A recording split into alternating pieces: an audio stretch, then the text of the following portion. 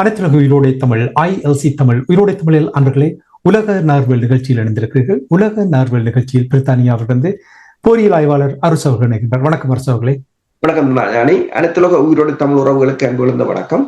உலக நார்வல் நிகழ்ச்சியில் பல நாடுகளில் நடைபெறுகின்ற விடயங்களை பார்ப்போம். முதலில் நாங்கள் ரஷ்யாவில் கருங்கடலில் 2 டேங்கர்கள் எரிந்ததாக செய்திகள் வருகின்றது. இது தொடர்பாக கருங்கடலில் நடந்த விடயங்களை கூறுங்கள். அந்த சனிக்கிழமை உக்ரைன் ஆள் இல்லாத கடல் தாக்குதல் களம், மற்றது வான் தாக்குதல் களங்கள் மூலம் இந்த துருக்கிக்கும் ரஷ்யாவுக்கும் இடையிலான நிறுவனங்கள் இந்த ஷடோ ஃபிளீட் என்று சொல்றது, அவர்களால் உத்தியோகபூர்வமாக பதிவு செய்யப்பட்ட கப்பல்கள் வேறு, உத்தியோகபூர்வமற்ற முறையில் இயங்குகின்ற கப்பல்கள் வேறு.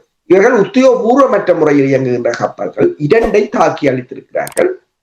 அந்த 2 ஆயில் டேங்கர்ஸ்களும் அந்த பிரான் ஆயில் என்ற அந்த நிறுவனத்துக்கு சொந்தமான 2 அழிவடைந்திருக்கின்றது. அதற்கு பிறகு இந்த காஸ்பியன் பைப்லைன் கன்சோரியம் என்று சொல்றது சிபிசி, இது ரஷ்யா, அமெரிக்கா, மேற்குலக நாடுகள், கசகஸ்தான், துருக்கி போன்ற நாடுகள் இணைந்து கட்டிய இந்த பைப்லைன், அதுவும் கடுமையான அதன் மீதும் தாக்குதல் நடைபெற்றிருக்கின்றது.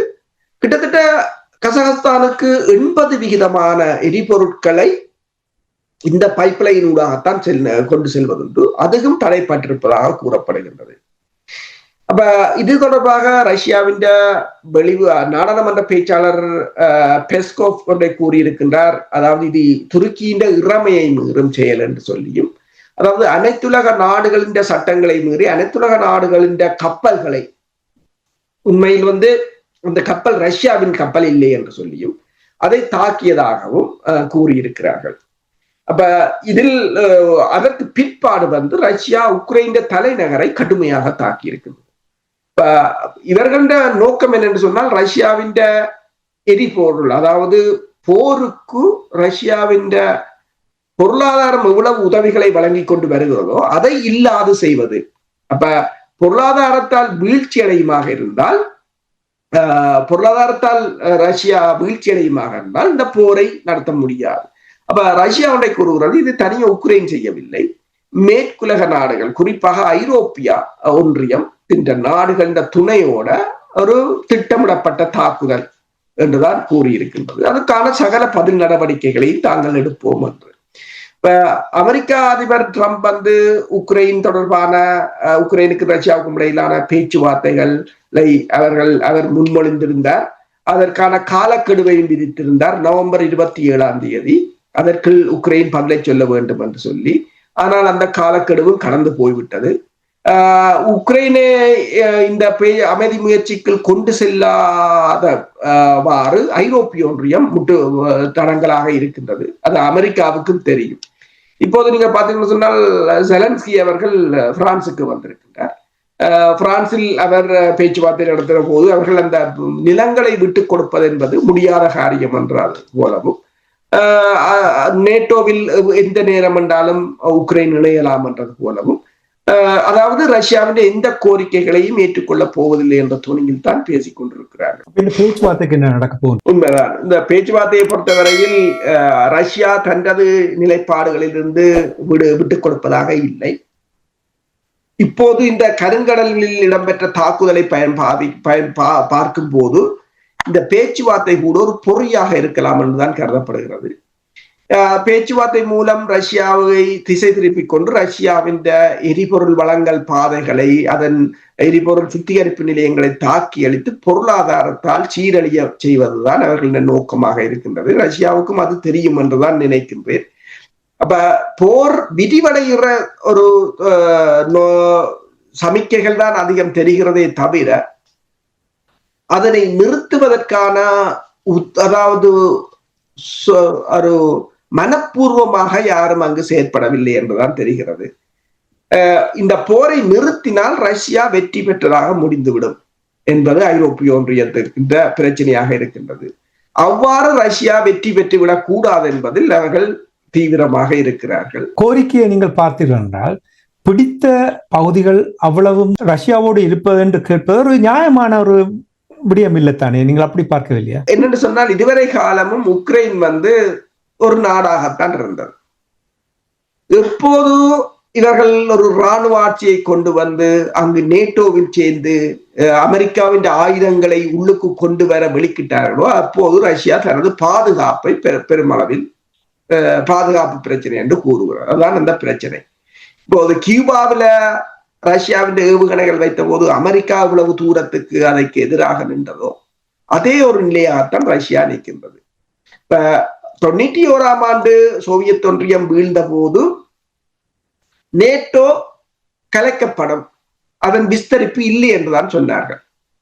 ஆனால் எழுதப்படாத உடன்பாடு அது தொடர்ச்சியாக மீறப்பட்டு ரஷ்யாவை சுற்ற உள்ள நாடுகள் நேட்டோவில் இணைந்திருக்கின்றன. இப்ப இதில் ரஷ்யா தனது பாதுகாப்பை பெரிதாக பார்க்கின்றது.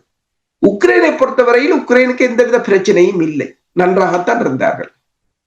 மேற்குலகத்தின் அவர்களுக்கு சார்பான ஒரு ஆட்சி மாற்றத்தை கொண்டு வந்து இப்போது அவர்களுக்கு சார்பாக இவர்கள் மாறியதுதான் இந்த பிரச்சனைக்கான மூல காரணமாக இருக்கின்றது. அவர்களுக்கு சார்பாக இதுவரை காலமும் உக்ரைன் 91ஆம் ஆண்டுக்கு பிறகு உக்ரைன் ஒரு அமைதியான நாடாகத்தான் இருந்தது. அங்கு ஒரு குழப்பத்தை ஏற்படுத்தி ரஷ்யாவின் பாதுகாப்புக்கு அச்சுறுத்தலை ஏற்படுத்தியதாக ரஷ்யா சொல்லுகிறது. இப்ப இதில் மிகப்பெரிய நாடுகள் பிரச்சனை இதுதான். இப்ப இந்தியா தனது பாதுகாப்பு என்று சொல்லும், சீனா தனது பாதுகாப்பு என்று சொல்லும். ரஷ்யா பொறுத்த மட்டும் இப்ப பாருங்க, கிரைமியாவை 2014ஆம் ஆண்டு அடித்தெடுத்து தங்களோடு இணைத்து விட்டார்கள், முழுமையாக அங்கீகரிக்கப்படவில்லை. ரஷ்யாவுக்கு இவ்வாறான செயல்பாடுகள் ஒரு வளமையாக இருப்பது போல் இருக்கிறது. மற்றது அவருக்கு அந்த USSR உடைத்ததை ஏற்றுக்கொள்ள முடியாத ஒரு நிலைமை இருக்கிறது என்றுதான். என்னென்று சொன்னால் கிரைமியா துறைமுகம் போம் வாட்டர் துறைமுகம். போம் வாட்டர் அதாவது கோல் வாட்டர் இல்ல, குளிரான நீர் இல்லை, ஒரு மிதமான வெப்பநிலை உள்ளது. அது ஒன்றே ஒன்றுதான் ரஷ்யாவிடம் இருக்கின்ற மிதமான வெப்பநிலை உள்ள துறைமுகம். அதை இழந்தால் ரஷ்யா கடற்படைக்கு மிகப்பெரிய ஒரு பாரிய இழப்பாக இருக்கும். இப்ப ரஷ்யா கொண்டு தெரிகிறது, தான் சுற்றி வளைக்கப்படுகிறேன், தான் ஒரு காலத்தில் அழிக்கப்படலாம். அப்ப அதுதான் அவர்களுக்குள்ள பிரச்சனை. அப்ப எந்த ஒரு நாடும் தாங்கள் அழிக்கப்பட போகிறோம் என்னும் போது அவர்கள் அதுக்குரிய தாக்குதலை செய்யத்தான் முனைவார்கள். இப்போது அமெரிக்காவை பொறுத்தவரை நீங்க பாருங்கள், ஈராக் எங்க இருக்கிறது, அமெரிக்கா எங்க இருக்கிறது.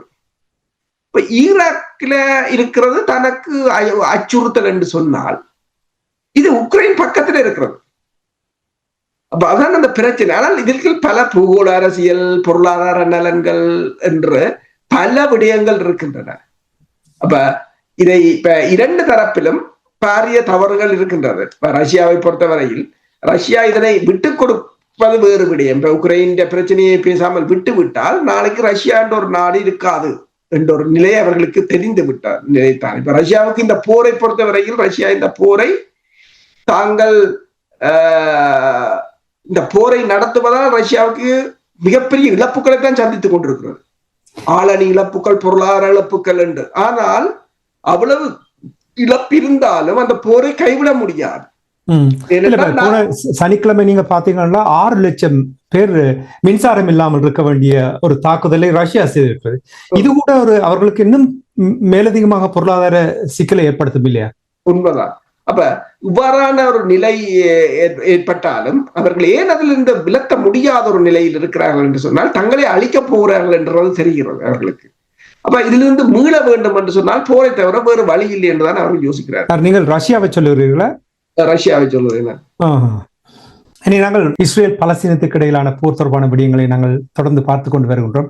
போர் தொடர்பான விடயங்களை பார்ப்பதற்கு முன்னதாக இன்னொரு கேள்வி ஒன்று இருக்கின்றது. என்னவென்றால் பெஞ்சமின் நெட்டன்யாகு தொடர்பாக நாங்கள் நிகழ்ச்சியில் அடிக்கடி பேசும் பொழுது பெஞ்சமின் நெட்டன்யாகு அவர்கள் நிறைய குற்றங்கள் இழைத்தனால் அவருக்கு அங்கே சிறை தண்டனை காத்துக் கொண்டிருக்கின்ற என்று கூறுவதை நான் கேட்டிருக்கிறேன். டொனால்ட் ட்ரம்ப் அவர்கள் இஸ்ரேலுக்கு சென்ற பொழுது அவருக்கும் நெட்டன்யாவுக்கும் இடையில் அவர்களுக்கு பேச்சுவார்த்தை நடந்து நெட்டன்யாகுவை ஏதோ ஒரு விதத்தில் காப்பாற்ற வேண்டும் என்று டொனால்ட் ட்ரம்ப் அவர்கள் கிரிமினல் இவ்வளவு பயங்கரவாத வேலைகளை செய்தாலும் அவர்களை காப்பாற்றுவதற்கு ஆக்கள் இருக்கிறார்கள். பெஞ்சமின் நெட்டன்யா அவர்களுக்கு பொது மன்னிப்பு அளிக்குமாறு இப்பொழுது பரிந்துரைக்கப்பட்டிருப்பதாகவும் அங்கே பேச்சுவார்த்தைகள் நடைபெறுவதாக பேசப்படுகிறது. இது தொடர்பாக சுருக்கமாக கூறுங்கள்.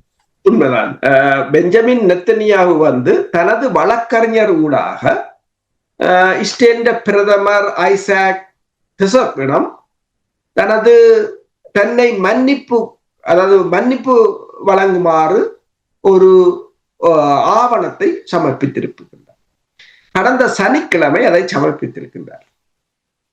டொனால்ட் ட்ரம்ப் வந்த போது, இந்த காசா போர் நிறுத்தம் ஏற்பட்ட போது அவர் ஒன்றை கூறி சென்றார், சரி அவரை மன்னித்து விடுங்கள் என்று. ட்ரம்புக்கு தெரிகிறது இவர் அந்த ஊழல் வழக்குக்காகத்தான் இந்த போரை தொடர்ந்து கொண்டிருக்கிறார், அப்ப மன்னித்து விடுங்கள் என்றுதான் கூறினார்.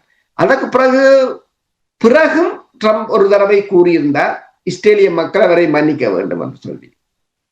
இப்போது ஆனால் அதை உத்தியோகபூர்வமாக கொடுக்கப்படவில்லை. இப்போது 111 பக்கத்தில ஒரு ஆவணத்தை தயாரித்து அவர் தனது வழக்கறிஞர் ஊடாக உத்தியோகபூர்வமாக சனிக்கிழமை இஸ்ரேலிய அரசு தலைவரிடம் கொடுத்திருக்கின்றார், தனக்கு பொது மன்னிப்பு வழங்குமாறு. அதில் அவர் அதுக்குரிய காரணம் என்னென்று சொன்னால், தான் இந்த நாட்டை ஆபத்திலிருந்து காப்பாற்றியதாகவும், அதாவது இந்த நாட்டின் மக்களையும் அதன் இறமையையும் காப்பாற்றியதாகவும், அதற்குரிய எதிரிகளின் மீது கடும் தாக்குதலை நடத்தி அவர்களை அழித்ததாகவும், அவ்வாறு இந்த நாட்டுக்காக பல சேவைகளை செய்ததால் தனக்கு மன்னிப்பு வழங்க வேண்டும். அவர் மீது கிட்டத்தட்ட 3 வழக்குகள் இருக்கின்றன. ஊழல் குற்றச்சாட்டு, 2 லட்சம் $2 ஒரு நிறுவனத்திடமிருந்து அவரும் மனைவியரும் பெற்றுக் கொண்டது. மற்றது ஒரு தொலைத்தொடர்பு, அதாவது தொலைக்காட்சி நிறுவனத்துக்கு முறைகேடாக அனுமதியை வழங்கியதும், அந்த தொலைக்காட்சி நிறுவனம் நெத்தனியாகுவையும் அவரின் மனைவியையும் போற்றி புகழ்ந்து புரோகிராம்களை செய்து வெளியிட்டுக் கொண்டிருந்ததாகவும், மற்றது இன்னொன்றும் இதே போன்று அதிகார துஷ்பிரயோகம் என்று 3 வழக்குகள் இருக்கின்றன. இந்த 3 வழக்குகளிலிருந்து தன்னை விடுவிக்குமாறு இப்போது அவர் கேட்டிருக்கின்றார். என்னென்று சொன்னால், இது ஒன்று தெரிகிறது, இது அவர்கிட்ட போரை காரணம் காட்டி தப்பி பிழைக்கும் உத்திகள் முடிவுக்கு வந்து விட்டது என்றது தெளிவாக தெரிகின்றது. இனி இதற்கு மேல் இப்ப உங்களுக்கு தெரியும், கடந்த வாரம் ஹிஸ்புல்லாக்கள் இராணுவ தளபதியை படுகொலை செய்திருந்தார். அவர் இப்படி தொடர்ந்து செய்து கொண்டிருக்கிறார். ஆனால் பொருளாதாரம் அங்கு இடம் அளிக்கவில்லை, மக்களும் சலித்து போய்விட்டதாகத்தான் கூறப்படுகிறது. ஆனால் இப்போது மக்கள் என்னென்றால் அதற்கு எதிராக நிற்கிறார்கள். இந்த மன்னிப்பு வழங்கப்படக்கூடாது என்பதில் மக்கள் தெளிவாக இருக்கிறார்கள். எதிர்கட்சிகளும் அதற்கு எதிராக இருக்கின்றது. அப்போ இப்ப அரச தலைவர் என்ன சொல்லி இருக்கிறார் என்று சொன்னால், இது தொடர்பாக தான் நீதி அமைச்சருடன் தொடர்பு கொண்டு அவருடன் பேசிய பிற்பாடு அவர் தனது முடிவை அறிவிப்பார். ஆனால் அது சனிக்கிழமை தன்னிடம் இந்த ஆவணம் உத்தியோகபூர்வமாக கையளிக்கப்பட்டதாகவும் நெத்தனியாவு வழக்கறிஞரா என்று ஞாயிற்றுக்கிழமை அவர் அதை உறுதிப்படுத்தி இருக்கின்றார். பாருங்கள், கிரிமினல் சொல்லுவார்கள் தானே. அமெரிக்காவில் நடந்த தாக்குதலின் பொழுது கிட்டத்தட்ட 20-25 பேரை சிறை அடைத்திருந்தார்கள். கேபிட்டல் ஹில்லில் நடந்த தாக்குதலின் பொழுது அவர் அவ்வளவு கிரிமினல்ஸையும் டொனால்ட் ட்ரம்ப் அவர்கள் வெளியில் கொண்டு வந்து விட்டார். இப்ப இவரையும் ஒரு கிரிமினல் தான் சொல்றார்கள். இப்ப நீங்கள் கூறின பார்த்தால் இஸ்ரேலில் இருப்பவர்களும் அதே மாதிரி. அப்ப இது என்ன நடக்கின்றது உலகத்தில்? கிரிமினல்ஸ் எல்லாரும் வெளியில வராங்கள், நல்லவர்கள் எல்லோரும் தண்டிக்கப்படுவது போல் தெரிகிறது. அப்படி நீங்கள் பார்க்கவில்லையா? உண்மைதான். என்னென்னு சொன்னால், அதாவது இது அமெரிக்காவில் அவர் அரசு தலைவராக இருக்கிறார், அவருக்காக போராடியவர்கள் என்று சொல்லி அவர் விடுதலை செய்து விட்டார். இப்போது இது ஒரு கூட்டணி ஆட்சியாக இருப்பதால் அமெரிக்கா சொன்னால் கேட்பார்கள் என்ற ஒரு நிலையில் டொனால்ட் ட்ரம்ப் ரெக்கமெண்டேஷன், இதைத்தான் சொல்றது, ரெக்கமெண்டேஷனோட வாரது என்று சொல்லி ரெக்கமெண்டேஷனோட வந்திருக்கிறார். அதை மிகவும் ஒரு நகைச்சுவையாக அது தொடர்பாக பலர் கேலி சித்திரங்கள் வரைந்திருக்கிறார்கள். நெத்தனியாவுடைய இந்த பொது மன்னிப்பு பொறுத்தவரையில் உண்மையில் மிகப்பெரிய இஸ்ரேலின் தூணாகவும் இஸ்ரேலை காப்பாற்ற போதாம் எத்தனையோ படுகொலைகளை செய்தவர் இன்றைக்கு தனக்கு ஒரு பொது மன்னிப்பு வேணும் என்று சொல்லி போய் நிற்பது அந்த காலம், அதாவது 2022 வருடங்களுக்கு நிலைமை எவ்வாறு தலைகீழாக மாறிவிட்டது என்பதுதான் யதார்த்தமானதாக இருக்கின்றது. இப்ப இது இங்கு மட்டும் இல்லை, இலங்கையிலும் அவ்வாறுதான் நடந்தது. உங்களுக்கு தெரியும். அதாவது மிகப்பெரிய ஒரு போரை முன்னிறுத்தினார்கள் அப்படி என்று சொன்னவர்கள் இறுதியாக நாட்டை விட்டு தப்பி ஓட வேண்டும். அந்த மக்கள் சொந்த மக்களால் கலைக்கப்பட்டது. இப்போது சொந்த மக்கள் மன்னிப்பு வழங்கக்கூடாது என்று நிற்கிறார்கள். நெத்தனியாகு ஒன்றுமே நிரந்தரம் இல்லை, கர்மா என்பது உண்மைதான் என்பதை சமீப காலத்தில் நடந்த சம்பவங்கள் எங்களுக்கு எத்தனை தரம் உணர்த்தி இருக்கின்றது. உலக நகர்வுகள் நிகழ்ச்சியில் அணிந்திருக்கிறீர்கள். தொடர்ச்சியாக நாங்கள் ரஷ்யா தொடர்பாக பார்ப்போம். பேச்சுவார்த்தை இப்பொழுது கொஞ்சம் சூடுபிடித்திருப்பது போல் தெரிகின்றது. அமெரிக்காவிலிருந்து பேச்சுவார்த்தை குழு மாஸ்கோவுக்கு சென்றிருக்கின்றது. இன்று நாளை அந்த பேச்சுவார்த்தை நடைபெற இருக்கின்ற என்ற விடயங்கள் பேசப்படுகின்றது. அரசர்களே, எங்களுக்கு கூறுவீர்களா இந்த பேச்சுவார்த்தை தொடர்பாக என்ன நடக்கின்றது என்று? உக்ரைன் அமெரிக்காவின் 28 அம்ச அமைதி திட்டத்தை ஏற்றுக்கொண்டு நவம்பர் 27ஆம் தேதிக்கு முதல் அவர்கள் இந்த முடிவை சொல்ல வேண்டும் என்று ட்ரம்ப் சொல்லியிருந்தார். ஆனால் அதற்கு பிறகு ஐரோப்பிய ஒன்றியம் அதற்குள் தலையிட்டு அதனை நீர்த்து போக செய்திருந்தது. அதன் பிறகு இப்போது ட்ரம்ப் மீண்டும் இந்த தனது என்போயை அதாவது ஸ்டீவ் விட்கோப்பையும் மற்றது அவரின் மருமகன் குஷ்னரையும் அங்கு அனுப்பியிருக்கிறார் மாஸ்கோவுக்கு. மாஸ்கோவில் அவர்கள் ரஷ்யாவின் அதிபர் விளாடிமிர் புட்டினை சந்திப்பார்கள் என்று கூறப்படுகின்றது. அதே சமயம் ஐரோப்பிய ஒன்றியத்தின் தடைகளுக்கான பிரதிநிதியை அழைத்த ட்ரம்ப் அவர்கள் இந்த அமைதி முயற்சி சரி வந்ததுடன் ரஷ்யாவின் அந்த முடக்கப்பட்ட அந்நிய அதாவது வெளிநாட்டு கையிருப்புகளை திருப்ப கொடுக்க வேண்டும் என்று கூறியதாகவும் செய்திகள் வெளிவந்திருக்கின்றன. அப்ப இது ட்ரம்பை பொறுத்தவரையில் இந்த உக்ரைன் ரஷ்ய போரை முடிவுக்கு கொண்டு வருவதற்கான முயற்சிகளை அவர் ஒரு வளம் எடுத்துக்கொண்டிருக்கிறார். அதே சமயம் உக்ரைன் அதிபர் ஐரோப்பாவுக்கு சுற்றுப்பயணத்தை மேற்கொண்டு கொண்டிருக்கின்றார். இப்போது அவர் பிரான்சுக்கு வந்தவர் தற்போது அயர்லாந்துக்கு சென்றிருக்கின்றார். பிரான்ஸ் அதிபர் இமானுவேல் மேக்ரோனை சந்தித்திருந்தார். அதுக்கு பிறகு இப்போது அயர்லாந்து சென்று அயர்லாந்தின் புதிய பிரதமரை சந்தித்திருக்கின்றார். அப்ப பிரான்சின் அதிபரின் கருத்தின்படி ஐரோப்பாவை உள்ளடக்காது இந்த அதாவது அமைதி முயற்சிகளை செய்ய முடியாது, ஐரோப்பாவை புறந்தள்ளிவிட்டு செய்ய முடியாது என்ற ஒரு கருத்தை அவர் வெளியிட்டிருக்கின்றார்.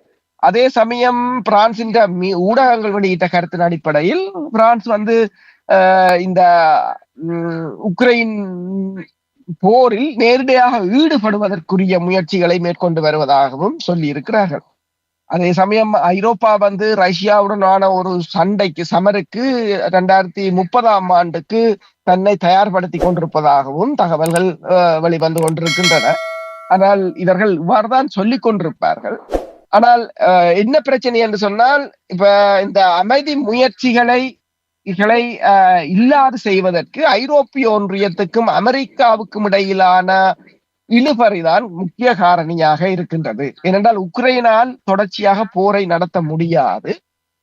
ரஷ்யா இந்த வாரமும் ஒரு புதிய நகரத்தை கைப்பற்றி இருப்பதாக கூறப்படுகின்றது. அப்ப ரஷ்யா தொடர்ச்சியாக முன்னேறி கொண்டுதான் வருகின்றது. உக்ரைன் ஆளில்லாத தாக்குதல் விமானங்கள் மூலம் பொருளாதார இலக்குகளை தாக்கி கொண்டிருந்தாலும் ரஷ்யா களமுனைகளில் முன்னகர்ந்து கொண்டுதான் வருகின்றது. அப்ப இந்த குளிர்காலத்தில் உக்ரைன் படையினர் முற்றுமுழுதாக வீழ்ச்சியடையக்கூடிய ஒரு நிலை இருக்கலாம் என்றும் கூறப்படுகின்றது. ஆனால் இப்ப ட்ரம்பின் 28 அம்ச அமைதி முயற்சியில் ரஷ்யாவை பொறுத்தவரையில் ரஷ்யா தனது இந்த சிறப்பு படை நடவடிக்கையின் எந்த ஒரு நிபந்தனையிலும் தான் பின்வாங்க போவதில்லை என்று கூறியிருக்கிறார்கள். அது மட்டுமல்லாது அவ்வாறு அதனை பேச்சுவார்த்தையினூடாக அடைய முடியாது விட்டால் தாங்கள் படைத்துறை ரீதியாக அதை அடைந்து விடுவோம், தங்களுக்கு எந்த பிரச்சனையும் இல்லை என்ற நிலையில் ரஷ்யா தெரிவித்துக் கொண்டிருக்கின்றது. அப்ப போரை பொறுத்தவரையில் உக்ரைன் இந்த போரை நடத்த முடியாத நிலையில் இருந்தாலும் ஐரோப்பிய ஒன்றியம் அதற்கு பின் ஆதரவாக இருப்பதால் உக்ரைன் ட்ரம்பின் அமைதி முயற்சியில் உக்ரைன் அதை புறந்தள்ளுவதோ அல்லது அதற்குள் முழுமையாக ஈடுபடாமல் இருப்பதற்குரிய முக்கிய காரணியாக ஐரோப்பிய ஒன்றியம் தான் இருக்கின்றது. பேச்சுவார்த்தை இந்த போரை முடிவுக்கு கொண்டு வருவது, புட்டினோடு டொனால்ட் ட்ரம்ப் அவர்கள் இணைந்து இந்த பேச்சுவார்த்தை நடத்துவது இந்த போரை முடிவுக்கு கொண்டு வருவதற்கு எவ்வளவு வாய்ப்புகள் இருக்கின்ற என்று நீங்கள் நம்புகிறீர்கள்? உண்மைதான். என்னென்று சொன்னால், இப்ப போரை முடிவுக்கு கொண்டு வருவது இவர்களால் இயலாத காரியம் என்று சொல்ல முடியாது. என்னென்று சொன்னால், இந்த போரை உருவாக்கியவர்கள் மேற்குலக நாடுகள்.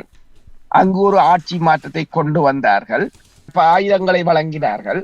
இப்ப 2022 ஆண்டு கூட ஒரு 3 மாதத்துக்குள் அல்லது ஒரு 3 நாளைக்குள் முடிந்துவிடக்கூடிய போரை இருவரையிலும் இழுத்ததும் இவர்கள்தான். தொடர்ச்சியாக நிதி உதவிகள், ஆயுத உதவிகள், இதுவரையிலும் $365 பில்லியன் வழங்கியிருப்பதாக கூறப்படுகின்றது. இந்த நாடுகள் ஆயுத விநியோகத்தையோ அல்லது தொழில்நுட்ப உதவிகளையோ, புலனாய்வுத்துறை தகவல்களையோ, நிதி உதவிகளையோ மேற்குலகம், ஐரோப்பிய ஒன்றியமோ அல்லது அமெரிக்காவோ நிறுத்தினால் போர் அடுத்த நாளே அது முடிவுக்கு வரக்கூடிய நிலை இருக்கின்றது. ஆனால் அது ரஷ்யாவுக்கு சாதகமாக முடிந்துவிடக் கூடாது என்பதில் ஐரோப்பிய ஒன்றியம் தெளிவாக இருக்கின்றது. ஆனால் அமெரிக்காவுக்கும் அதுதான் விருப்பமாக இருந்தாலும் அமெரிக்காவுக்கு ஓரளவு கள நிலைமை தெரிகின்றது. என்னென்று சொன்னால், இந்த நிலையில் நாங்கள் ஒரு சமரசத்துக்கு போனால் ஏதோ இருக்கிறதையாவது தக்க வைக்கலாம் என்று யோசிக்கிறார்கள் போல தெரிகிறது. ஏனென்றால் மேலும் மேலும் ரஷ்யா முன்னகர்ந்து கொண்டு வந்தால் ரஷ்யாவுக்கு மேல் ஒரு பிரஷரை தாங்களால் போட முடியாது என்று அமெரிக்கா எண்ணுகின்றது போல் தெரிகின்றது. ஆனால் ஐரோப்பிய ஒன்றியத்துக்கு இது என்ன பிரச்சனை என்று சொன்னால், இந்த போர் இப்படியே முடிந்தால் ரஷ்யா இதில் ஒரு வெற்றி ஈட்டியதாகத்தான் உலகத்தினால் கணிக்கப்படும். அதுக்கு பிறகு நேட்டோவின் பாதுகாப்பு என்றது ஒரு கேள்விக்குறி. அது ஐரோப்பாவின் அந்த பாதுகாப்பு டாமினன்ஸ் என்றதும் ஒரு கேள்விக்குறியாக வந்துவிடும். ஏனைய நாடுகள் அதில் நம்பிக்கை இழந்து விடுவார்கள். தற்போது இருக்கிற நிலையிலே இருந்து தாங்கள் கீழ் நோக்கி வர வேண்டிய ஒரு நிலை ஏற்படலாம் என்ற ஒரு சங்கடத்தில் இந்த போரை முடிப்பதற்கு அவர்கள் விரும்பவில்லை. போரை முடிவுக்கு கொண்டு வருவதாக இருந்தால் டொனால்ட் ட்ரம்ப் அவர்கள் ஏற்கனவே சில நிகழ்ச்சிகளில் நீங்கள் கூறியிருக்கிறீர்கள், ரஷ்யா கைப்பற்றிய இடங்களை அவர்கள் தொடர்ந்து தங்களுடைய பகுதியோடு இணைக்கப் போகிறார்கள் என்று சொல்லும் பொழுது இதை எவ்வாறு ஏற்றுக்கொள்ளுவார்கள்?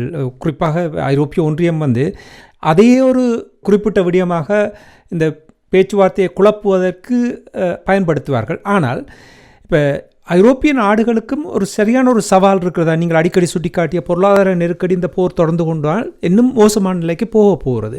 அப்படி என்றால் இது முடக்கப்படுகின்ற ஒரு நிலைமைக்கு வரப்போகிறதா, அல்லது இது உண்மையாக ஒரு போர் நிறுத்தம் வருவதற்கான வாய்ப்புகள் இருக்கிறதா? உண்மைதான்.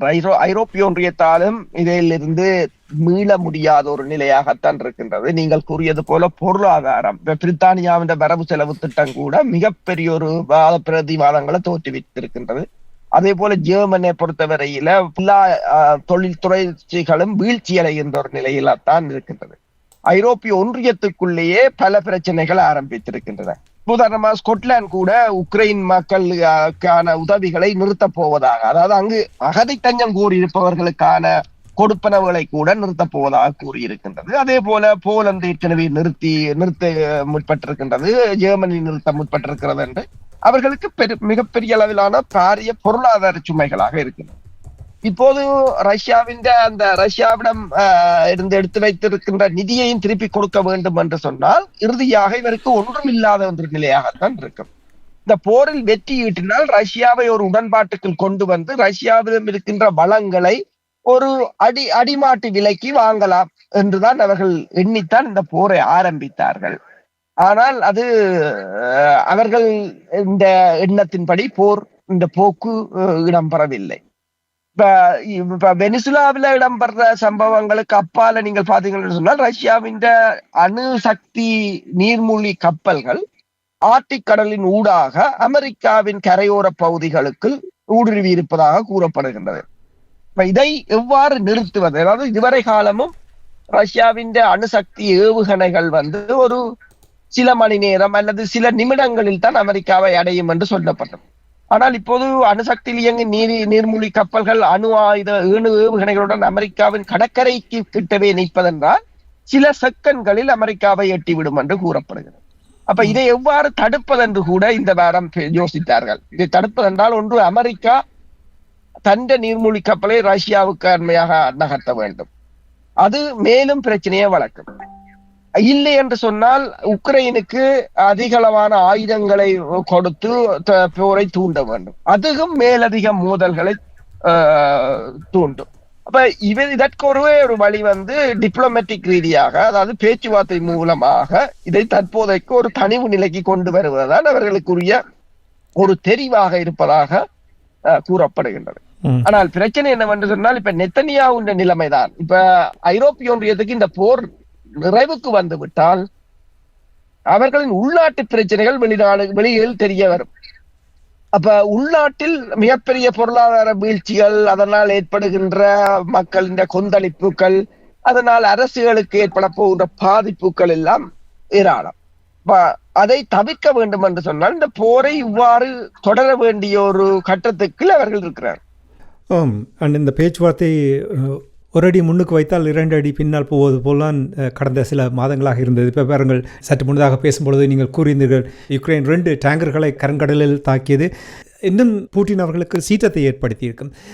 எவ்வளவு முக்கியம் பூட்டின் அவர்களுக்கு இந்த போரை முடிவுக்கு கொண்டு வருவது?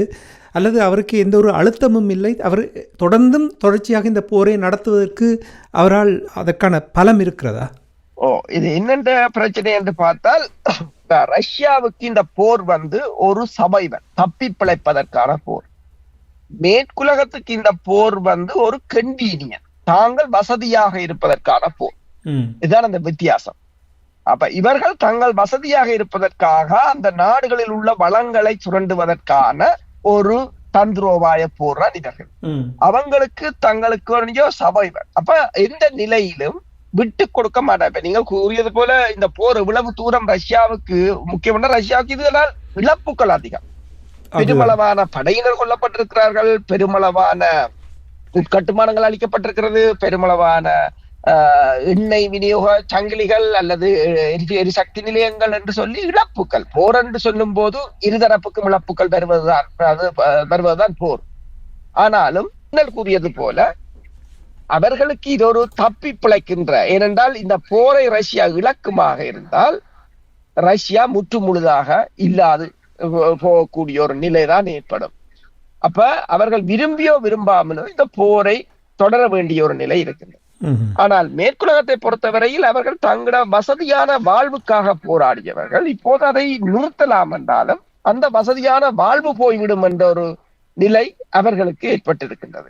அடுத்ததாக அவர்கள் இந்த காலனித்துவம் என்று சொல்வது என்னென்று சொன்னால் டாமினன்ஸ், அதை இழந்து போகலாம். இந்த போரில் ரஷ்யா தான் வெற்றி பெறுமாக இருந்தால், அது பற்பளிப்புக்காக அறிவிக்கப்படாது விட்டாலும் இந்த போர் தற்போது இருக்கிற நிலையில் நின்று உக்ரைன் அந்த நிலங்களை இழக்குமாக இருந்தால் அது ரஷ்யாவின் வெற்றியாக கருதப்பட்டால் தங்களின் இந்த மேலாதிக்கம் போய்விடுமோ என்ற பிரச்சனையும் அவர்களுக்கு இருக்கு. பொறுத்திருந்து பார்ப்போம். இந்த போர் நிறுத்தம் எவ்வாறு நகர்ந்து செல்லுகின்ற என்ற விடயங்களை பார்ப்போம். இனி அமெரிக்காவை பொறுத்த மட்டும் அமெரிக்காவுக்கு தொடர்ச்சியாக டொனால்ட் ட்ரம்ப் அவர்கள் தான் போர் நடத்துவதன் நோக்கம் தன்னிடம் இல்லை, தான் எப்பொழுதுமே சமாதானம் என்று அவர் கூறிக்கொண்டு வந்தாலும் வெனிசுவேலா தொடர்பாக நீங்கள் சமீபத்தில் தொடர்பான தகவலை தந்திருக்கிறீர்கள். வருகின்ற செய்திகளை பார்க்கும் பொழுது அன்று கூட வெனிசுவேலாவுடைய வான்பகுதிகள் மூடப்பட்டதாக அமெரிக்கா அறிவித்திருந்தது. ஒரு முருகல் நிலை தொடர்வதை போல் தெரிகின்றது. வெனிசுவேலா தொடர்பாக என்ன நிலைமை என்று கூறுவீர்களா? உண்மைதான். வெனிசுவேலாவுக்கு அதாவது ட்ரம்ப் கடந்த வாரம் ஒரு அறிக்கையை வெளியிட்டிருந்தார். அதாவது வெனிசுவேலாவின் வான் பகுதியை தாங்கள் முடக்குவதாக. வான்பகுதியை மூடுவதென்றால் நோ ஃபிளை சோன் மேரித்தான். அது பயணிகள் விமானங்கள் கூட எழும்ப முடியாது என்றால் அந்த நாட்டின் பொருளாதாரம் அப்படியே வீழ்ந்துவிடும். ஆனால் அது உண்மையில் முடியாத காரியம். இருந்தாலும் ட்ரம்ப் அதை அமுல்படுத்துவாராக இருந்தால் அவரின் கிட்டத்தட்ட விமானம் தாங்கி கப்பல் ஒன்று உட்பட 20க்கும் மேற்பட்ட கப்பல்கள் கரிபியன் கடல் பகுதியில் நிற்கின்றன. அதன் ஊடாக ஏவுகணைகள் ஊடாக பயணிகள் விமானங்கள் சுடப்படுமாக இருந்தால் விமானங்கள் பறக்க முடியாத ஒரு நிலை ஏற்படும். இதுக்கு வெனிசுவேலா கூறியிருக்கின்றது, இது ஒரு போரை தூண்டுவதாகத்தான் இருக்குமே தவிர தங்கள் பயணிகள் விமானங்களோ அல்லது வேறு விமானங்களோ சுடப்பட்டால் அது ஒரு போர் முயற்சியாகத்தான் தாங்கள் கருதுவோம் என்று நிக்கோலஸ் மடுரோ தெரிவித்திருந்தார். ஆனால் ட்ரம்ப் அதற்கான எல்லைகளை விதிக்கவில்லை. ஆனால் சொல்லி இருக்கின்றார் தாங்கள் வெனிசுலாவின் வான்பகுதியை மூடுவோம். வான்பகுதியை மூடுவோம் என்றால் அது ஒரு போராகத்தான் இருக்கும். ஐக்கிய நாடுகள் சபை அதுக்கு தொடர்பாக சொல்லி இருக்கின்றது. அதாவது வான்பகுதியை மூடுவது என்பது அனைத்துலக விதிகளை மீறுவதாகவும் ஒரு நாட்டின் இறமையை மீறுவதாகவும் இருக்கும் என்று ஐக்கிய நாடுகள் சபை அது தொடர்பாக தனது அறிக்கையை வெளியிட்டிருக்கின்றது. அதே சமயம் நியூயார்க் டைம் ஒரு தகவலை வெளியிட்டிருக்கின்றது. கடந்த வாரம் ட்ரம்ப் வெனிசுலாவின் அதிபர் நிக்கோலஸ் மடுரோவுடன் தொலைபேசியில் இரகசியமாக உரையாடியதாக இந்த கடந்த வெள்ளிக்கிழமை வந்த நியூயார்க் டைம் பத்திரிகை தகவலை வெளியிட்டிருக்கிறது. அதை இருதரப்பும் உறுதிப்படுத்தவில்லை. தாங்கள் பேசினார்களா பேசவில்லையா என்ற தொடர்பாக இருதரப்பும் உறுதிப்படுத்தப்படவில்லை. ஆனால் கடந்த செப்டம்பர் மாதத்திலிருந்து அந்த கரிபியன் கடல் பகுதியில் ஒரு முருகல் நிலை தோன்றியதாகத்தான் இருக்கின்றது. இதுவரையில் அங்கு 20க்கும் மேற்பட்ட படகுகளை அமெரிக்கா கடற்படையும் வான்படையும் தாக்கி இருக்கின்றது. கிட்டத்தட்ட 80 பேருக்கு மேல் கொல்லப்பட்டிருக்கிறார்கள். அமெரிக்காவில் இருக்கின்ற செனட்டர்கள் கூட கூறியிருக்கிறார்கள் இது சட்டத்துக்கு, அதாவது நீதிக்கு புறம்பான படுகொலைகள் என்று சொல்லி அது தொடர்பாக தாங்கள் வழக்கு தாக்கல் செய்யலாம் என்றும் கூறியிருக்கிறார்கள். ஆனா ரஷ்யாவிடம், சீனாவிடமும் ஈரானிடமும் வெனிசுலா உதவிகளை கேட்டிருந்தது. படைத்துறை உதவிகளை ரஷ்யா வழங்குவதாக ஒப்புக்கொண்டிருக்கிறது. அந்த ஏவுகணைகளும் அங்கு வழங்கப்பட்டதாக கூறப்படுகின்றது. சீனாவும் ஆளில்லாத தாக்குதல் விமானங்களை வழங்கியதாக கூறப்படுகின்றது.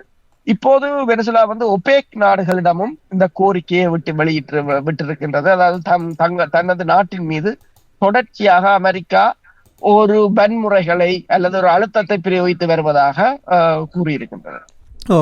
இந்த வெனிசுவேலாவுடைய படகு போதைப் பொருட்கள் கடத்தி சென்று படகு அதில் மீது தாக்குதல் நடத்தினார்கள். தாக்குதல் நடத்தும் பொழுது அதில் ஒருவர் இறந்து விட்டார், மற்றவர் இறக்கவில்லை என்றவுடன் மீண்டும் போய் அவரை சுடுங்கள் என்று சொன்ன ஒரு செய்தி கூட நான் பார்த்திருந்தேன். இப்போ நீங்கள் கூறினீர்கள் வான்பரப்பை மூடுவது என்று சொல்லும் பொழுது, ஒரு நாட்டினுடைய இறமை என்று சொல்லும் பொழுது இது எவ்வளவு தூரம் இது ஒரு எஸ்கலேஷன் போர் உண்மையாக வருவதற்கு வாய்ப்பு இருக்கிறதா? அமெரிக்கா தாக்குதலை மேற்கொள்ளும் என்று நீங்கள் நம்புகிறீர்களா? அமெரிக்காவுக்கு இப்போதைக்கு தாக்குதலை இவ்வாறு ஒரு மிரட்டலை அமெரிக்கா தொடர்ச்சியாக விட்டுக் கொண்டிருக்கிறதே தவிர அமெரிக்கா தாக்குதலை நடத்துமான்றது ஒரு கேள்விக்குறியாகத்தான் இருக்கின்றது. ஏனென்று சொன்னால் ஈரான் மீதான இஸ்ரேலின் தாக்குதல் கூட ஒரு தவறான கணிப்பு என்று சொல்லப்படுகின்றது. ஈரான் பலம் அறியாமல் மோதியது என்று. அமெரிக்கா ஈரான் மீது குண்டு வீசின பிற்பாடு ஈரான் அமெரிக்க தளத்தை தாக்கின பிற்பாடு கூட அமெரிக்கா அதிலிருந்து ஒதுங்கி கொண்டதே தவிர மேலதிகமாக தாக்குதலுக்கு போகவில்லை. அதே போலதான் இப்ப வெனிசுலா மீதான தாக்குதல் நடத்தலாம், பிரச்சனை இல்லை. ஆனால் வெனிசுலா ஆளில்லாத தாக்குதல் விமானங்கள் மூலம் அமெரிக்காவின் இலக்குகளை தாக்குமாக இருந்தால் அல்லது இந்த போர் மேலும் விரிவடையுமாக இருந்தால் அது அமெரிக்காவுக்கு பொருளாதார ரீதியாகவும் படைத்துறை ரீதியாகவும் கடுமையான பின்னடைவாக இருக்கும். இந்த வாரம் நீங்கள் பார்க்கலாம், சீனா அமெரிக்காவுக்கான 3 கனிம வளங்களை தடை செய்திருக்கின்றது. கலியம், ஜெர்மானியம், ஆன்டிமனி. இந்த 3 உலோகங்களும் பாத்தீங்கன்னு சொன்னால் கலியம் மைக்ரோ சிப் செய்வதற்கு பயன்படுத்தப்படுவது, ஜெர்மானியம் ஃபைபர் ஆப்டிக்ஸுக்கு தேவையானது, ஆன்டிமனி அந்த ஆயுதங்கள வடிவமைப்புக்கு தேவையானது. இவற்றின் அந்த உற்பத்தி 98% சீனாவுடன் தான் இருக்கின்றது. அப்ப இது அமெரிக்காவுக்கு ஒரு வைக்கப்பட்ட ஒரு செக்காகத்தான் இருக்கின்றது. அமெரிக்காவால் ஒன்றும் செய்ய முடியாத ஒரு நிலையாகத்தான் இருக்கின்றது. ஏன்னா தாய்வானுக்கு F-16 விமானங்களை அமெரிக்கா தற்போது வழங்க முற்பட்டதுக்கு பிறகு சீனா இந்த மூவை எடுத்திருக்கின்றது. அப்ப இப்ப வெனிசுலா மீதான ஒரு போரை ஆரம்பிக்க பிற்பாடு இந்த சப்ளை லைன்களும் நிறுத்தப்படுமாக இருந்தால் அமெரிக்கா மிகப்பெரிய ஒரு சிக்கலில் மாற்றலாம் என்ற ஒரு நிலை இருக்கின்றது. இருந்தாலும் இன்னொரு பக்கத்துல கதைக்கிறார்கள் என்று சொன்னால், இப்ப இஸ்ரேல் பாலஸ்தீன போரை நிறுத்திவிட்டார், அதே போல உக்ரைன் ரஷ்யா போரை நிறுத்த முற்பட்டு கொண்டிருக்கின்றார். அதற்கான அவசரம் என்னவென்று சொன்னால் அந்த போர்களை நிறுத்திவிட்டு அந்த வளங்களை இங்கே வெனிசுலாவில் பயன்படுத்துவதற்கு ஒரு முயற்சியாக இருக்கலாம் என்றும் கூறப்படுகிறது. இதே சமயம் அதாவது இந்த செவ்வாய்க்கிழமை வெனிசுலாவில் மிகப்பெரிய ஒரு பேரணியை வெனிசுலா அதிபர் நடத்தி இருக்கின்றார். அதில் அவரும் கலந்து கொண்டிருக்கின்றார். அதாவது 98% மக்கள் இந்த அமெரிக்காவின் அச்சுறுத்தலுக்கு எதிராகத்தான் இருக்கிறார்கள் என்பதை காட்டுவதற்காக அந்த பேரணியை தாங்கள் நடத்தியதாக கூறுகின்றார்கள். தட்டி தவறி அமெரிக்கா தாக்குதலை மேற்கொண்டால் வெனிசுவேலா தாக்கு பிடிக்குமா? வெனிசுலாவுக்கும் அமெரிக்காவுக்கும் இடையிலான படை பலத்தை பொறுத்தவரையில் வெனிசுலா மிகவும் ஒரு பின்தங்கிய நிலையில் தான் இருக்கின்றது. ஆனால் ஏசிமெட்ரிக் வார்ஃபேர் என்றது டிஃபரெண்ட். இப்ப நீங்க பாத்தீங்கன்னா சொன்னால் உக்ரைனும் அவ்வாறுதான். இப்ப 3 நாட்களுக்குள் உக்ரைன் விழுந்து விடும் என்றுதான் அமெரிக்காவின் ஜெனரல் கூட தெரிவித்திருந்தார்கள். ஆனால் பின்தள ஆதரவுகள், ஏசிமெட்ரிக் வார்ஃபேர், இந்த ஆள் இல்லாத தாக்குதல் விமானங்கள் என்று சொல்லி இந்த போர் ஒரு புதிய பரிமாணத்துக்கு செல்லும். முன்னே காலங்களில் தான் டேங்குகள், விமானங்கள், விமானம் தாங்கி கப்பல்களை கொண்டு பலத்தை அளவிட்டு போரை கணிப்பிடலாம். ஆனால் இப்ப தற்போதைய நிலையில் அது எல்லாம் இந்த களமுனைகள் மாறிவிட்டது. இதுக்கு ரஷ்யா ஆதரவு வழங்குவார். ரஷ்யா உண்மையில் ஆதரவு வழங்குவதாக தெரிவித்திருக்கின்றது. அது மட்டுமல்லாது ரஷ்யாவின் வெளிவார உதவி செயலாளர் ஒன்றை கூறியிருக்கின்றார், தாங்கள் ஹைப்பர்சோனிக் ஏவுகணையை கூட வழங்குவதற்கு தயாராக இருக்கிறோம் என்று சொல்லி. அப்ப ஏற்கனவே வெனிசுலாவிடம் SU-30 ரக விமானங்கள் ரஷ்யாவின் இருக்கின்றது. அதே போல S-300 ரக விமான எதிர்ப்பு ஏவுகணைகள் இருக்கின்றன. S-400 அல்லது ஹைப்பர்சோனிக் ஏவுகணைகளை வழங்குமாக இருந்தால் ரஷ்யா அது அமெரிக்காவின் புளோரிடா வரையும் தாக்கலாம், தூர வீச்சு கொண்டது கூறப்படுகின்றது. அதே போல கடந்த வாரம் ஈரானில் இருந்து சென்ற பயணிகள் விமானம் அதை எடுத்து போட்டிருக்கிறார்கள். பயணிகளுக்கு பதிலாக ஒவ்வொரு சீட்டிலும் ஒவ்வொரு ஆள் இல்லாத விமானங்களை வைத்து கொண்டு போயிருக்கிறார்கள். இப்ப அது உண்மையில் பயணிகள் விமானம் போலதான் அது போயிருக்கிறது. ஆனால் ஆயுத விமானமாகத்தான் அது அங்கு போய் தரையிறங்கி இருக்கிறது. அப்ப வெனிசுலா இரகசியமாக தன்னை பலப்படுத்தி கொண்டு வருவதாகத்தான் தெரிகின்றது. ஆனால் இது சிஐஏக்கும் தெரியும். ஏனென்று சொன்னால் அமெரிக்காவின் புலனாய்வுத்துறையும் அதை பின்தொடர்ந்து கொண்டுதான் இருக்கும். எனவேதான் இந்த ட்ரம்ப் போரை தான் உறுதியாக அவர் சொல்லவில்லை, ஒரு மிரட்டலை தொடர்ச்சியாக விடுத்துக் கொண்டிருக்கிறாரே தவிர இன்னும் தான் போர் செய்வேன் என்றதை உறுதியாக சொல்லவில்லை. ஆனால் இதில் என்ன யோசிக்கிறார்கள் என்று சொன்னால், நேரடியாக போர் இல்லாமல் ஒரு தாக்குதல் மூலம் வெனிசுலா அதிபரை படுகொலை செய்வது, அல்லது ஒரு புரட்சி மூலம் வெனிசுலாவில் எதிர்க்கட்சிகள் ஆட்சியை கைப்பற்றுவதாக இருப்பது, அல்லது உள்ளூர் கலவரங்களை ஏற்படுத்துவது என்று கிட்டத்தட்ட 5 ஆப்ஷன்கள் அமெரிக்காவிடம் இருப்பதாக கூறப்படுகிறது. அதில் ஒரு ஆப்ஷன் இல்லாமல் போய்விடும் என்றால், நீங்கள் சொன்னீர்கள் 90% மக்கள் அவருக்கு சார்பாக போராட்டத்தை நடத்தினார்கள் என்றால் அங்கே புரட்சியை ஏற்படுத்துவது கொஞ்சம் கடினமாக இருக்கும். ஆனால் அமெரிக்காவை சொல்ல முடியாது, அவர்கள் எங்கேயும் என்ன செய்வதற்கு அவர்களிடம் அதற்கான பலம் இருக்கின்ற என்பது உண்மைதான். இனி இப்போ நீங்கள் கூறினீர்கள், இந்த போர் யுத்திகள் மாறிவிட்டது, படைக்கலன்கள் மாறிவிட்டது. முன்னரெல்லாம் பலவீனத்தை அவதானிப்பதற்கு அவர்களிடம் இருக்கின்ற ஆயுதங்கள் படைக்கலன்களை பொறுத்து என்று சொல்லும் பொழுது இப்பொழுது மாறிவிட்டது என்று நீங்கள் கூறினீர்கள். அந்த மாறும் பொழுது யுக்ரைன் ரஷ்யாவிலும் சரி, இஸ்ரேல் பலஸ்தீனத்திலும் சரி ட்ரோன்ஸ் அதிகமாக பாவிக்கப்பட்டது. அது பெரிய ஒரு மாற்றத்தை ஏற்படுத்தி இருக்கின்றது. எவ்வளவு பலமாக இருந்தாலும் நீங்கள் அதனால் பாதிக்கப்படலாம் என்றதை சுட்டிக்காட்டியிருக்கிறார். ஆனால் இப்பொழுது இன்னும் ஒரு புதிய ஒரு பரிணாமம் ஒன்று எடுத்திருக்கின்றது. என்னவென்றால், உயிரியல் ஆயுத தொடர்பாக ஒரு மாநாடு நடந்திருக்கிறது. உயிரியல் ஆயுத மாநாடு ஒன்று நடந்திருக்கின்றது. இந்த மாநாட்டில் பேராசிரியர் ஜெய்சங்கர் அவர்கள், இந்தியாவினுடைய வெளிவார அமைச்சர் ஜெய்சங்கர் அவர்கள் இந்த உயிரியல் போர் தொடர்பான விடயங்களை அங்கே விழிப்புணர்வை ஏற்படுத்தும் வகையில் கூறியிருக்கின்றார். உயிர் பயங்கரவாதத்தை எடுத்து எல்லோரும் போராட வேண்டும் என்று அந்த விடயத்தில் கூறியிருக்கின்றார். ஏன் இப்படி ஒரு புதிய ஒரு வழியை இந்த விடயத்தை ஜெய்சங்கர் அவர்கள் இங்கே சுட்டி காட்டியிருக்கார்? அப்படி என்றால் உயிரியல் ஆபத்து ஏற்படுவதற்கான வாய்ப்புகள் காணப்படுவதனுடைய ஒரு விளைவு தானா இவருடைய கருத்துக்கள்? உண்மைதான். என்னென்று சொன்னால், இது இப்ப உக்ரைனிலும் இந்த சண்டை ஆரம்பிப்பதற்கு முன்னால் அமெரிக்கா உயிரியல் ஆயுதங்களை தயாரிக்கின்ற, அதாவது வைரசுகள், பாக்டீரியாக்கள் போன்ற கிருமிகளை தயாரிக்கின்ற பல ஆய்வுக்கூடங்களை நடத்தியதாக ரஷ்யா மீண்டும் மீண்டும் சொல்லி இருந்தது. அதற்குரிய ஆதாரங்களையும் ரஷ்யா திரட்டியிருந்தது. அந்த ஆதாரங்களுக்கு பொறுப்பானவர் ஒரு மேஜர் ஜெனரல் தர அதிகாரி. அந்த அதிகாரியை குறிவைத்து கடந்த வருடம் அவரின் அபார்ட்மெண்ட்டுக்கு வெளியில் சைக்கிளில் பொருத்தப்பட்ட குண்டின் மூலம் அவர் படுகொலை செய்யப்பட்டிருந்தார், ரஷ்யாவின் மாஸ்கோவுக்கு கிட்ட வைத்து. அப்ப அவரை குறிவைத்து கொலை செய்தது என்னென்றால் அவர்தான் அந்த அதற்கு பொறுப்பான அந்த விசாரணைகளுக்கு பொறுப்பானவர். அவரிடம் ஆதாரங்கள் இருக்கிறது என்று கூறப்பட்டிருந்தது. உங்களுக்கு தெரியும், இந்த கோவிட் கூட ஒரு பயாலஜிக்கல் வெப்பன்ஸாக பயன்படுத்தப்பட்டது என்றெல்லாம் பேச்சுக்கள் இருந்தது.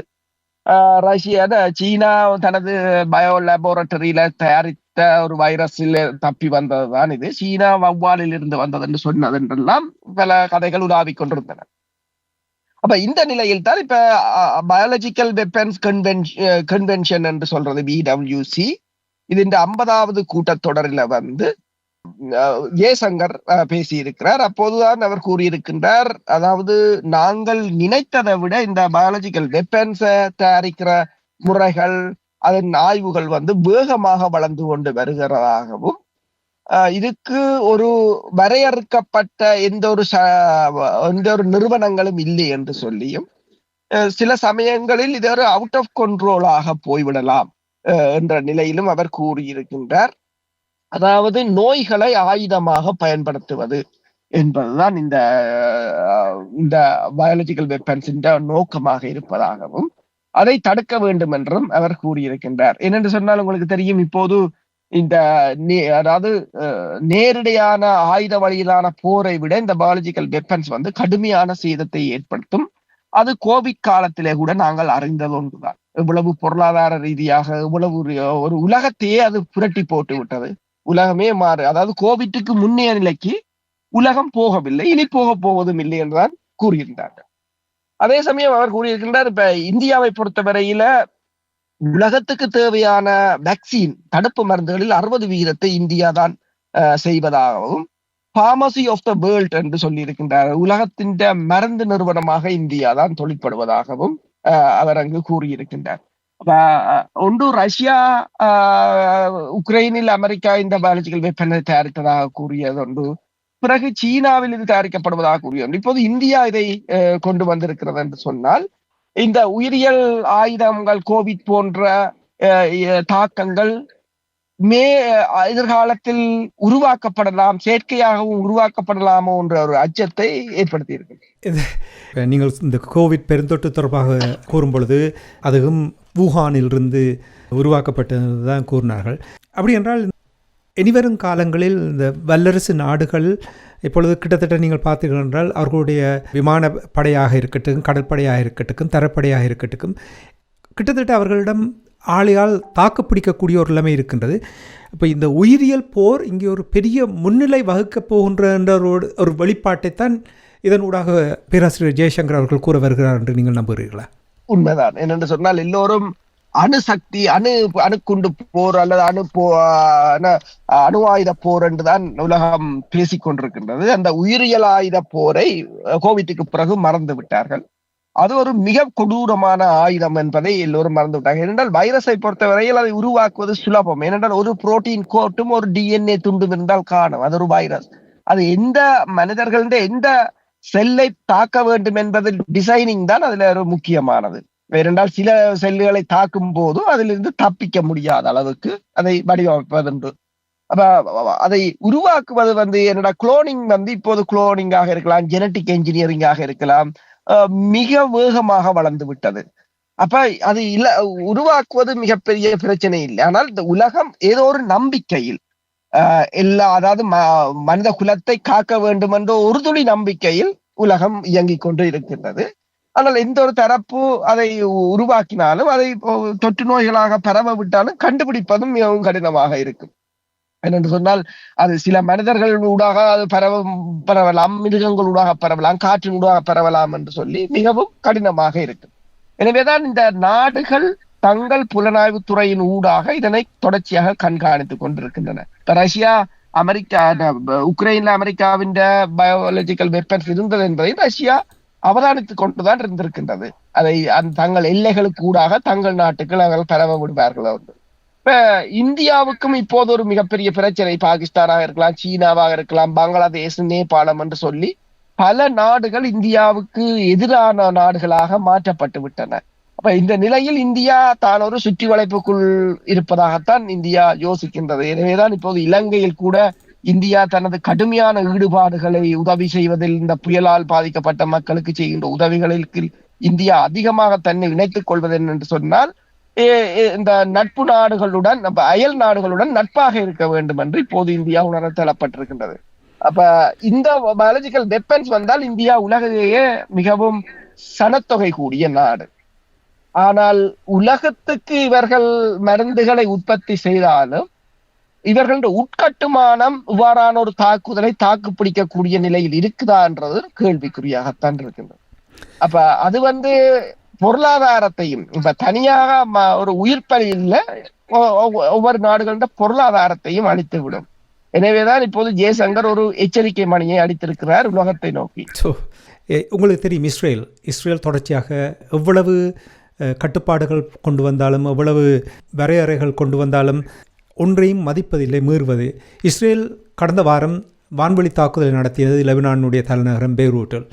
அந்த ஒரு வாரத்துக்கு பின்னர் போப் லியோ அவர்கள் பெய்ரூட்டுக்கு சென்றடைந்திருக்கின்றார். அங்கே சென்றதும் அங்கே வழிபாடுகளில் ஈடுபட்டிருந்தார், உரையாற்றி இருக்கின்றார். அவர் குறிப்பாக 2 தேசங்களை அங்கீகரிப்பது தொடர்பாகவும் கருத்தை கூறுகின்றார். போப் லியோ அவர்களுடைய பயணம் தொடர்பாக நீங்கள் என்ன அவதானிக்கிறீர்கள் என்று கூறுவீர்களா? போப் லியோ துருக்கிக்கு சென்றிருந்தார். துருக்கிக்கு சென்ற பிற்பாடு